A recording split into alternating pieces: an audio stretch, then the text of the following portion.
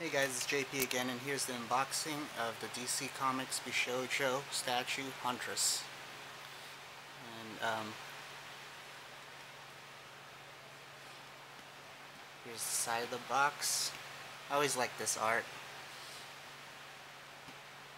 but most of the time the art's better than the actual figure themselves. But this time, I think they're about equal. The face sculpt, sometimes like the sculptors that sculpt the figure, I guess it's got to do with the paint apps as well, but like sometimes the figures look like bootlegs and they don't even look anything like the figure. So, or the art, I mean, of Shinya Yamashita. And you can see there's a purple backing, and like usually it has this kind of background, like all like the rays of light coming out in white.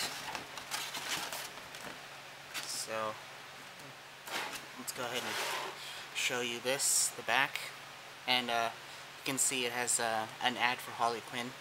I also did a video on the comparison of Harley Quinn, regular and SDCC, so look out for that. So it does come with instructions, and we'll go ahead and look at that.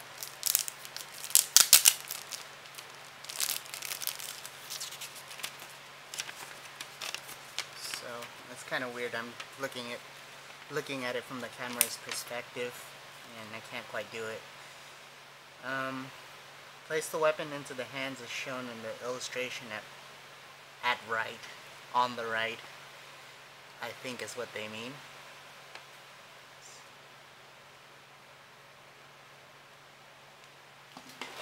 So let's go ahead and cut these two. There's usually two on each side, two pieces of tape.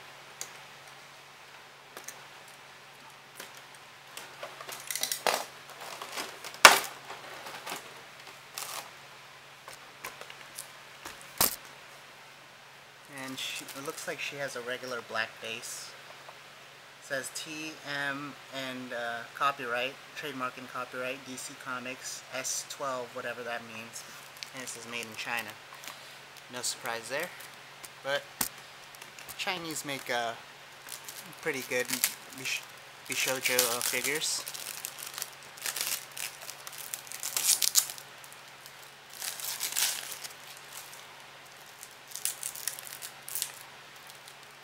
So yeah, this plastic's a little tricky. So if you ever want to put your Bishoujo back, you'll know how to do it properly. If you want to put the plastic the same way it was, there's one last piece of plastic, but I think I am going to have to take off the head to take it out. Usually you can pull the head off, but there it goes. I just hit the box. So yeah, you're gonna have to take the head off there's the peg right there. So it looks like this figure, there isn't much shading on the face. There's a little bit here on the mouth, near the chin and the cheeks, but the forehead doesn't have any like rouge shading. You can see that the hair is translucent at the end, which has been done since Jean Grey has it, so that's around 2011. There's some even more recent character that, or even older character that has it translucent hair, but I don't remember out the top of my head. Well, anyways, let's go ahead and look at the figure itself. It looks like this figure isn't screwed on like the others, so it's probably glued on, but I was able to take it out, so I might have to glue it later. But it looks like this figure is, the pose is opposite of Batgirl's. Like, her pose is, her leg is up on her left side. Her left leg is up with her foot stepping on a gargoyle, and this looks like a gargoyle too. But it's more of a, like a lion, kind of. I don't know what to call it. It's some kind of gargoyle. Or, I don't know. Anyways, here's the paint. It's metallic purple. I don't see any shading on the metallic purple. There's no shading on the black. I think this is... I can't tell what kind of black it is. If there is shading, it's light. I think it's like a really light blue that's shaded on it, on the black. And then you can see some shading on the flesh tone, on the hips. And okay, there's some like violet at the end of the shorts. And then you can see a clear blue jewel in her belt, which is a nice touch. I don't think they used like clear jewels. Or actually, X23 has a clear jewel. It depends on which one you have. The SDCC one has a red jewel and is the X Factor version, and the regular one has a blue jewel in the middle. So yeah, there's a piece of hair on her butt. I thought it was a scratch, paint scratch, so not really worried. Looks like they did a pretty good job in the masking. See, they masked off some areas so that they can paint it white and black. There's some cape shading, a little bit of black. It's all metallic purple, but a little bit of black. So yeah. And the final color on this figure looks to be the gold that's holding down her cape. So yeah, I'm gonna do a comparison of the other Bishoujo figures. I'll do the DC ones. So yeah, stay tuned for that. I'll be back in a second. But before that, I'm gonna go ahead and show you how to put the rod together. So you take the longer part of the rod with your right hand and the shorter part of the rod with your left, and you put it in her right hand. And I'm kind of worried, like, because the purple might rub off on the silver, because the peg, or the hole where the staff is supposed to go into, is pretty small, so kind of worried. So the technique that I'm using is, I'm trying to roll it in, but it won't go in. So looks like the hole's a little bit too big. Maybe if what you could do is you could take a hair dryer to it, and then maybe it'll loosen up the PVC a little bit.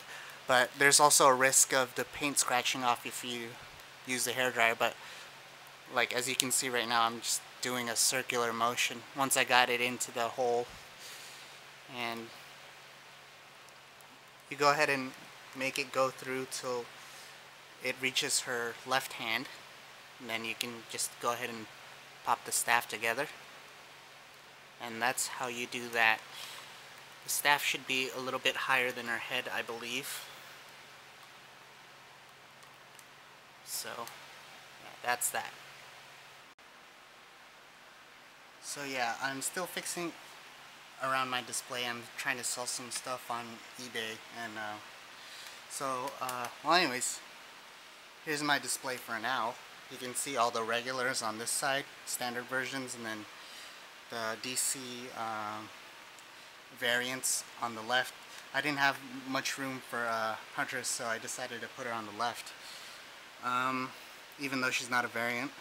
Well, anyways, you can see that she's about the same height as Supergirl, and she's a little bit taller than Batgirl is, and about the same height as Harley Quinn SDCC. But for some reason, Harley Quinn SDCC and Harley Quinn regular version, they look to be, well, at least the SDCC version looks to be shorter. I don't know if it's just like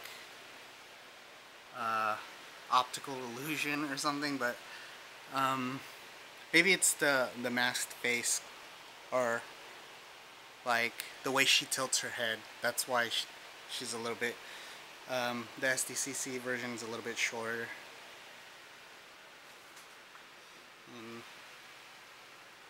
So yeah, since the two Batgirls are almost identical in height, Wonder Woman is a little bit shorter. We went through Supergirl's about the same height, and Power Girl looks a little bit shorter, or a lot shorter than Huntress, since she's doing her little pose there.